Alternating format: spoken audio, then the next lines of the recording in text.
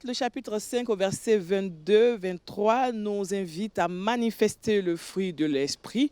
Et vous le savez, depuis la semaine dernière, dans ce spécial RDC, nous sommes donc à Kinshasa. Nous recevons sur notre plateau le pasteur Sita Loemba, avec qui nous parlons donc du fruit de l'esprit. Shalom, pasteur. Shalom, madame.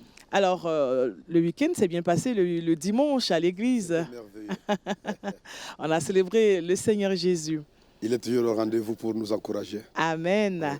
La semaine dernière, nous avons parlé du fruit de l'esprit. Nous avons fait une introduction. Aujourd'hui, nous allons nous intéresser à trois parts, donc l'amour, la paix, la joie. Mais avant tout, qu'est-ce qu'on peut déjà dire pour ce qui s'est passé la semaine dernière? Pour ce qui s'est passé la semaine dernière, je peux simplement dire que nous avons insisté sur le fait que le Saint-Esprit qui vit en nous a comme souci, parmi ses soucis les plus importants, c'est de nous transformer à la ressemblance de Jésus-Christ.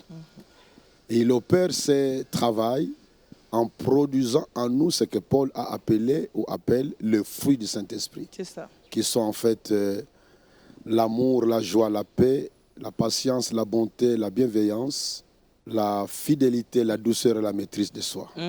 Et nous avons insisté sur le fait que nous devons rechercher les fruits du Saint-Esprit en priorité par rapport aux dons du Saint-Esprit qui sont aussi très importants dans nos vies.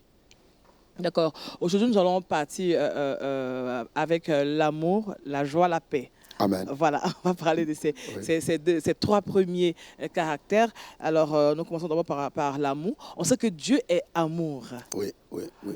Nous, enfants de Dieu, nous devons aussi être amour. Oui, Dieu est amour. Et comme il habite en nous par son esprit, l'amour est présent dans nos cœurs, dans nos vies. Quand je dis que l'amour est présent dans nos vies, Romains 5,5 nous dit: l'amour de Dieu a été répandu dans nos cœurs par le Saint-Esprit qui nous a été donné. C'est ça. Donc Dieu vivant en nous par son esprit, nous avons l'amour de Dieu en nous. Mais il est important déjà, dès le départ, de souligner de quel genre d'amour il s'agit. Oui. Parce que dans le langage courant, quand je dis j'aime voyager par avion, ou j'aime ma femme, ou j'aime manger le foufou. Le foufou, c'est un plat quinoa. C'est un plat quinoa. Disons au Congo, c'est un plat qui a beaucoup de place au Congo. À base de quoi? À base de manioc, mais aussi de maïs parfois. D'accord. Oui. Alors, vous comprenez qu'en disant cela, en français, le mot amour prête à confusion. Oui. Quand quelqu'un dit j'aime la mangue, il n'est pas dit que c'est pour le bonheur de la mangue, mais c'est pour le bonheur personnel. Mais l'amour dont nous parlons ici, dont Paul parle dans Galates 5, 22, c'est l'amour agape. Cet amour inconditionnel. Cet amour qui recherche le bonheur de l'être aimé. Cet amour qui est là prêt à se sacrifier pour que l'objet de l'amour soit dans de bonnes conditions qui le rendent heureux. C'est un amour qui est tourné vers l'autre. C'est comme ça que quand la Bible parle de l'amour de Dieu, l'un des versets les plus aimés sur l'amour, c'est Jean 3,16. Car Dieu a tant aimé le monde qu'il a donné son Fils unique, afin que quiconque croit en lui ne périsse pas, mais qu'il ait la vie éternelle. On voit que dans ces versets-là, on peut rapidement trouver quelques caractéristiques de l'amour dont nous sommes en train de parler. Oui. Dieu a tant aimé le monde. C'est un amour intensif. Il a tant aimé le monde. Il n'est pas superficiel.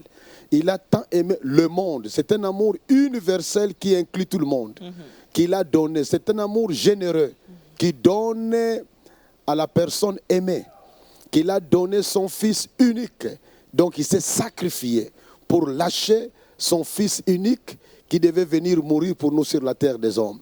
C'est un amour il a tant aimé le monde qu'il a donné son Fils unique afin que quiconque croit dans ce Fils-là ait la vie éternelle. On voit que c'est un amour qui recherche les meilleurs dons possibles, la meilleure vie possible, la chose la plus capable de rendre la plus grande joie. C'est un amour formidable. Un amour qui n'est pas de ce monde. Dans ce monde, l'amour est conditionnel.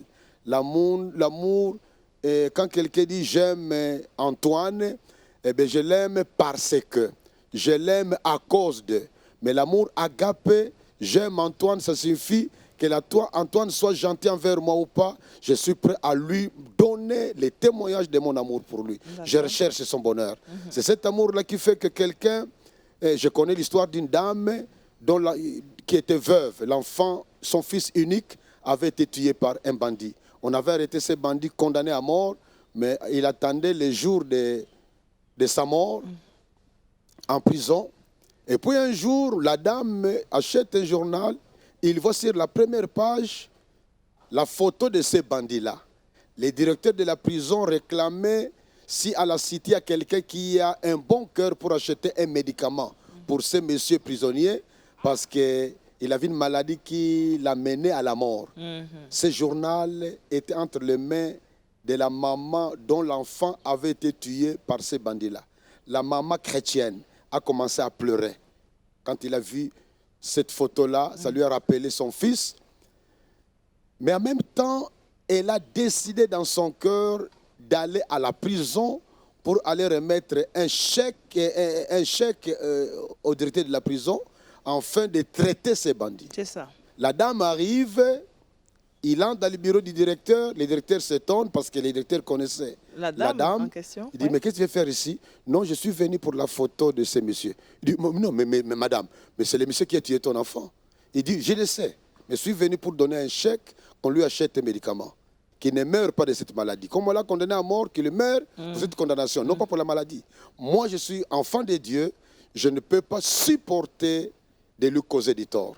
Et en étant informé de sa situation et en ayant la capacité de payer le médicament qui est recherché. Voilà l'amour agape.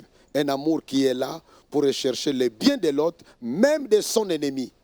Un amour sacrificiel. Sacrificiel, inconditionnel, désintéressé, mais qui recherche le bien de l'autre. Ça, c'est l'amour agape. Est-ce qu'on peut associer justement l'amour agapé à la discipline ou à l'obéissance? Oui, disons, cet amour est en nous, en tant qu'enfants de Dieu. Mais pour qu'il se manifeste, il faut l'amour, il faut l'obéissance. Parce que c'est pour cela qu'un chrétien qui dit, j'ai reçu une fois un couple dans mon bureau en tant que pasteur. L'homme qui me dit, je n'aime plus ma femme. Je n'ai plus l'amour pour elle. Alors moi j'ai posé la question, Mali m'a souple me disant, sois franc avec moi. L'œil est-il quelque part ailleurs? Bon, il était calme, il dit, pasteur, c'est vrai. Moi j'ai dit, c'est faux de dire que tu n'as pas l'amour pour ta femme. Dis plutôt, tu ne veux plus l'aimer. Parce que l'amour est en toi. Nous avons analysé ensemble Romains 5 avec lui. Et à la fin, évidemment, l'histoire a terminé pour que nous soyons ensemble, lui et sa femme et moi, pour parler ensemble de ces drames qui se vivaient dans la maison. Quand on était ensemble, la femme disait que le mari faisait tout pour faire fuir la femme. Mais à la fin, heureusement, il a compris que ce n'est pas vrai qu'il n'avait plus l'amour pour elle, mais ne voulait plus l'aimer. Donc, pour que cet amour se manifeste, il faut être obéissant à la parole de Dieu. Et pour être obéissant à la parole de Dieu, la discipline est fondamentale. Je crois qu'on en parlera quand nous parlerons un de ces jours qui vont venir de la maîtrise de soi. Et c'est intéressant, madame, quand vous parlez de la discipline, parce que moi, j'ai grandi dans un camp militaire, base Kitona. Mon papa était pasteur, mais en même temps cuisinier des recrues. Et je voyais comment les militaires sortaient pour faire leurs exercices à l'extérieur du camp. Ils étaient souvent en ligne, ensemble, en file indienne. L'un était devant, l'autre derrière. Eh bien, je suis toujours intéressé de voir comment l'Esprit de Dieu a organisé la phrase de Paul pour mettre devant l'amour et derrière la discipline, l'autodiscipline. Parce qu'en réalité, quand tu vas en guerre, tu ne regardes que devant. Derrière, tu peux être attaqué par l'ennemi. C'est ça. Mais derrière, ce qui est là, c'est la discipline, l'autodiscipline, la maîtrise de soi. C'est pour dire que pour que l'amour joue bien son rôle, il faut nécessairement que l'autodiscipline soit dans la vie de la personne. Qu'en est-il de la soumission? Parce qu'on sait que dans certains foyers, on décrit l'insoumission des femmes, ce qui fait que le mari, comme tout à l'heure vous avez donné un exemple, peut-être que c'était un élément, on ne va pas le dire comme ça, mais l'insoumission des femmes entraîne souvent que l'homme ne veut plus donner de l'amour à sa femme. Est-ce qu'on peut associer la soumission à l'amour? Heureusement que vous dites l'homme ne veut plus donner de l'amour. Là, ça rejoint ce que j'ai dit tout à l'heure, parce qu'on ne peut pas manquer de l'amour dans nos cœurs. En tant que chrétiens, nous avons de l'amour en nous, mais que nous pouvons vouloir ou pas donner aux autres. C'est là où intervient l'importance des facteurs comme la prière pour que le Seigneur nous aide à obéir à sa parole. Pour ce qui est de l'insoumission, c'est un thème intéressant, mais qui est tout un thème qui demanderait toute une émission. Mais d'une façon brève, je vais seulement dire que quand l'insoumission de la femme est là, c'est vrai que ça peut pousser l'homme à ne plus lui manifester son amour. Mais l'homme a tort. Parce que cet amour dont l'agape dont nous parlons, c'est un amour, comme je l'ai dit, un amour inconditionnel. C'est-à-dire que même sans soumission, même si la femme n'est pas soumise, l'homme est appelé à lui manifester de l'amour. D'accord. Je sais qu'en disant cela, ce n'est pas facile. Je suis marié, j'ai la joie d'avoir une femme qui m'est soumise, que j'aime bien. Nous sommes heureux d'être ensemble. On lui fait un coucou au passage. Mais je ne sais pas si il était insoumise, si j'aurais la même promptitude à lui manifester de l'amour. Ça, je crois que c'est un thème important pour les couples. D'accord. Mais que la femme soit soumise ou pas, ou même si l'homme est méchant ou pas, la femme est appelée à l'aimer parce que l'amour agape est orienté envers n'importe quelle personne. D'accord. On va parler d'un autre point, la joie. La joie, c'est un fruit de l'esprit aussi en nous parce que c'est une excitation émotionnelle du fait qu'on se réjouit des bénédictions déjà reçues ou des bénédictions à venir. Et nous, les chrétiens, plus nous pensons à ce que Jésus a fait pour nous, plus nous pensons à ce que Dieu fait pour nous et ce que Dieu fera pour nous. Amen. Le cœur est rempli de reconnaissance. Le cœur est rempli d'un sentiment de satisfaction. Le cœur est rempli d'un sentiment de contentement. C'est ça qui s'appelle joie dans la parole de Dieu. Oui. C'est une joie qui ne dépend pas des circonstances. Vous savez, le monde a aussi une certaine joie qu'il offre à ses habitants. Mais c'est une joie circonstancielle. Quand aujourd'hui il y a une grosse enveloppe qui me donne d'argent, que je le veuille ou pas, le cœur sera joyeux. Oui, au point où tout le corps va bien aller. Va bien aller. Et même la maladie, on ne va plus ressentir ça. On ne va plus ressentir les palpitations, voilà. rien. C'est une joie circonstancielle qui est différente de la joie que le Saint-Esprit dépose dans nos cœurs, qu'il produit en nous. Amen. Parce qu'ici, la joie du monde, quand quelqu'un aime l'alcool et qu'il a pris un bon verre d'alcool, il sent son corps se réchauffer. Et même s'il avait beaucoup de soucis, c'est comme s'il oubliait ses soucis. Pour un instant. Pour un instant. Parce que quand l'alcool va s'en aller, les soucis seront encore là. C'est ça. Mais la joie qui vient du Saint-Esprit, c'est une joie qui ne dépend pas des circonstances. Elle est là au fond de nos cœurs parce que nous sommes devenus citoyens du royaume de Dieu. Amen. Et nous sommes en tout moment reconnaissants à ce Dieu qui a fait tellement de choses pour nous que même si je traverse un moment dur dans ma vie, je sais que la gloire est à moi, cette gloire qui m'attend. C'est comme ça qu'on a connu des chrétiens qui partaient, qu'on a menés à l'époque de l'Empire romain, qu'on a menés au stade pour les offrir aux lions affamés. Mais curieusement, ces chrétiens chantaient, ils partaient avec joie, là au stade, prêts à être dévorés par les lions. Nous avons besoin de cette joie-là aujourd'hui. Quand on voit ce qui se passe dans le monde, quand on écoute les informations par la télévision, par la radio, le monde est en train d'aller dans un grand ravin. Mais nous, les chrétiens, nous sommes là pour être les distributeurs de la joie que le monde ne peut pas donner.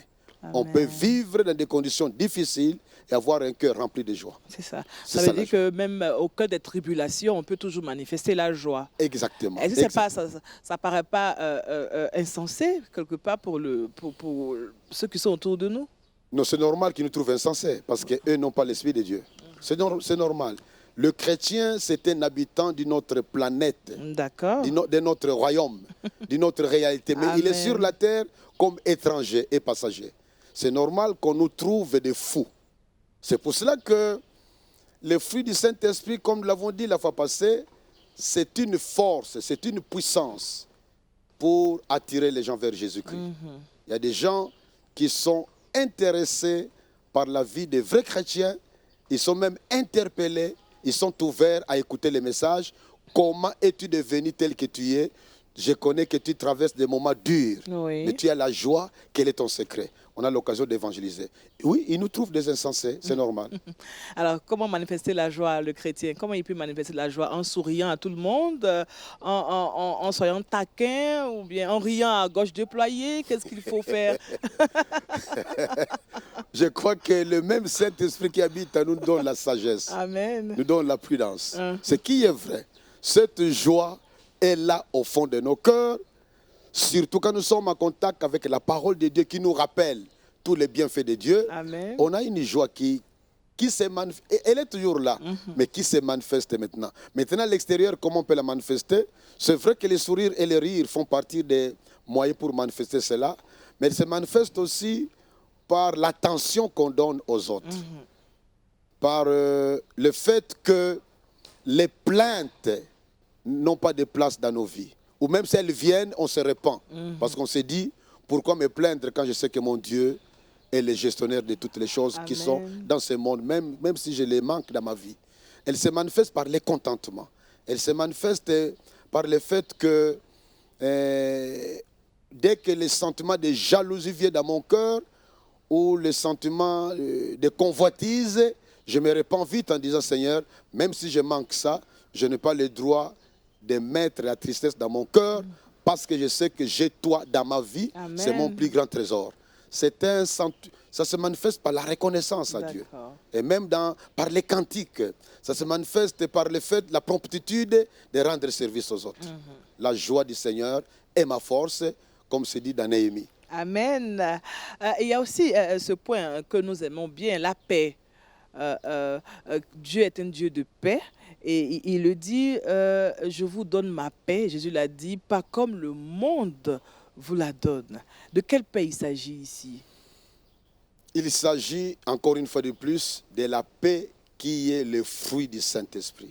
Cette paix que Jésus donne devient notre paix par l'œuvre du Saint-Esprit qu'il a produit au fond de nos cœurs. Amen. C'est encore une paix comme pour la joie, une paix qui ne dépend pas des circonstances. Une paix capable de nous garder calmes devant des situations dramatiques et capable de provoquer la peur dans la vie des autres. Mais en tant que chrétiens, quand nous sommes en train d'expérimenter cette paix-là, elle nous rend capables de traverser des moments très très durs sans être perturbés. Et même si la peur vient, cette paix-là est capable de régner sur nous. C'est la paix de Dieu qui est déposée en nous. Mais cette paix-là, il est important de souligner, Oui. c'est une paix spéciale. Parce qu'elle vient comme résultat de du don de notre vie à Jésus-Christ. Amen. Quand nous lisons dans la parole de Dieu, dans les écrits de Paul, on rencontre dans certains versets où Paul nous dit que du fait que nous avons la paix avec Dieu, cette paix-là avec Dieu doit être comme préalable à cette paix dont nous parlons ici. Et cette paix dont nous parlons ici, quand il règne dans nos cœurs, elle nous pousse à rechercher la paix avec les autres. Amen. D'abord la paix verticale, moi et Dieu, et puis la paix intérieure qui est comme résultat de la paix extérieure entre moi et Dieu.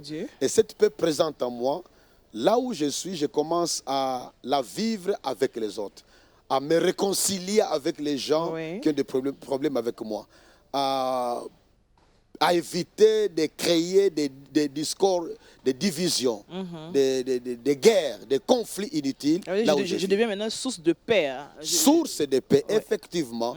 Quand Jésus dit que ceux qui croiront en lui deviennent des sources d'eau vive couleront de leur sein. Amen. Eh bien, quand nous devenons enfants de Dieu, nous sommes transformés en source des bienfaits autour de nous.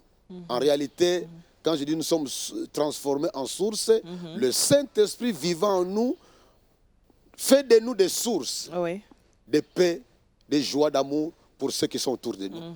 Et c'est pour cela que nous, les chrétiens, nous sommes les agents distributeurs de la paix autour de nous.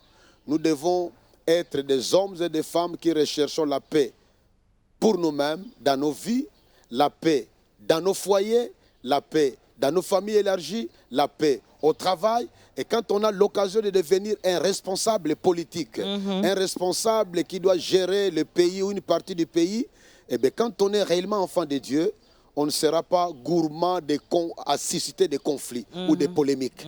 Parce qu'au nom de la paix, beaucoup de problèmes peuvent être résolus. C'est une paix spéciale, réelle, que le Saint-Esprit produit à nous. Ça veut dire que si, en tant qu'enfants de Dieu, nous manifestons ce fruit et qu'est la paix, nous pourrons donc réconcilier le monde, puisque Jésus dit que nous sommes le sel et la lumière de la terre.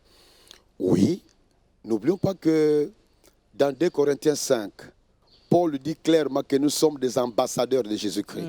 Mais avant de déclarer cela, il dit que nous avons le ministère de réconciliation. Ouais. Réellement, les hommes et des femmes qui doivent être des docteurs en réconciliation, des experts en réconciliation, c'est nous les chrétiens. Amen. Là où nous vivons, si réellement nous sommes obéissants à la parole de Dieu, nous devenons des agents qui propagent la paix partout où ils sont.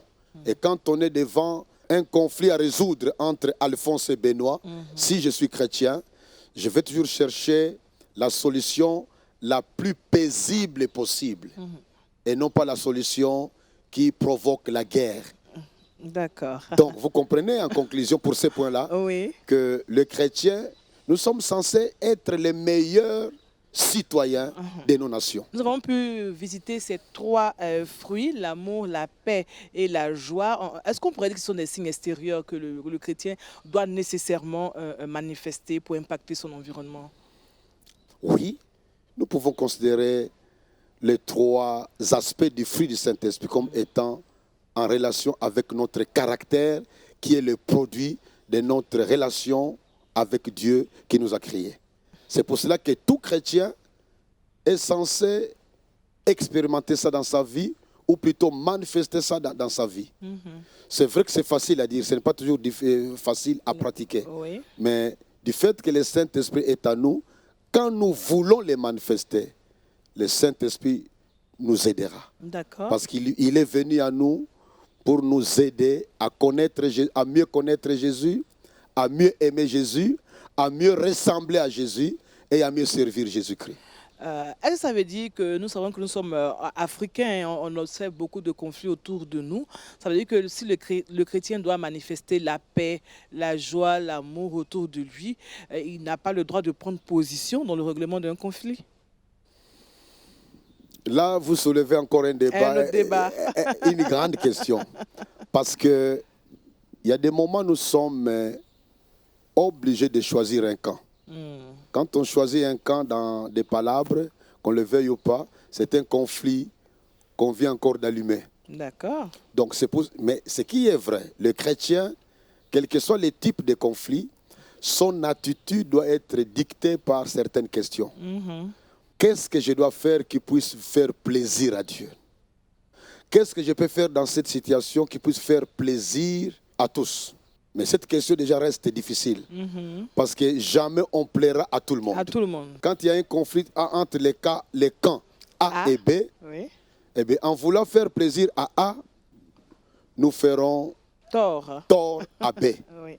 Mais quand la première question a été répondue, que faire pour faire plaisir à Dieu? Si pour faire plaisir à Dieu, c'est choisir le côté A, je vais le choisir quand bien même le côté B sera frustré. La vie est faite de choix. Et bien pour vivre ce dont nous sommes en train de parler ici, nos choix nous obligent parfois à s'aimer la guerre là où nous avons souhaité s'aimer la paix.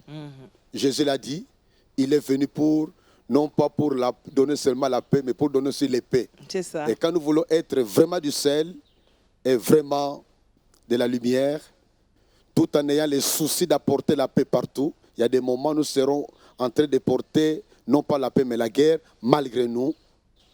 Mais quand on vit la parole de Dieu, il y a un choix à faire. Et il a lui-même dit dans sa parole, je mets devant toi la vie et la mort, hein, mais choisis la vie pour que tu vives. C'est ça. Quand tu vis, la mort est restée sans être choisie. C'est ça. Et c'est ça la vie. C'est ça. Alors, pasteur, nous sommes déjà au thème du temps qui nous est imparti. On a eu à parler aujourd'hui du fruit de l'esprit. autour du grand thème, le fruit de l'esprit. Nous avons parlé de l'amour, la paix et la joie. Quelle sera votre conclusion? Ma conclusion sera, moi inclus, chers chrétiens, soyons gourmands à rechercher l'amour, la joie et la paix qui sont déjà présents en nous d'une manière potentielle, parce que le Saint-Esprit vit en nous, il est toujours prêt à les reproduire dans notre vie de chaque jour. Recherchons à marcher selon l'Esprit, recherchons à être remplis du Saint-Esprit, et l'Esprit de Dieu nous rendra capables de faire rayonner autour de nous l'amour, la joie et la paix. Et si nous sommes conscients qu'il y a des gens à qui nous devons offrir le pardon, des gens à qui nous devons apporter des messages de joie et non de tristesse, si nous sommes conscients que nous devons apporter la paix quelque part, nous en avons l'opportunité, mais nous avons manqué à le faire, je vous invite à ce que la repentance soit le commencement de l'action pour que nos vies apportent l'amour, la joie et la paix autour de nous. Merci, pasteur Sita Luemba. Voilà, nous, on vous souhaite de passer un agréable moment sur LMTV à travers cette conclusion, en espérant vous retrouver très prochainement, toujours dans le grand thème, le fruit du Saint-Esprit. Que Dieu vous bénisse et qu'il vous accorde sa paix, sa joie et son bonheur. Au revoir.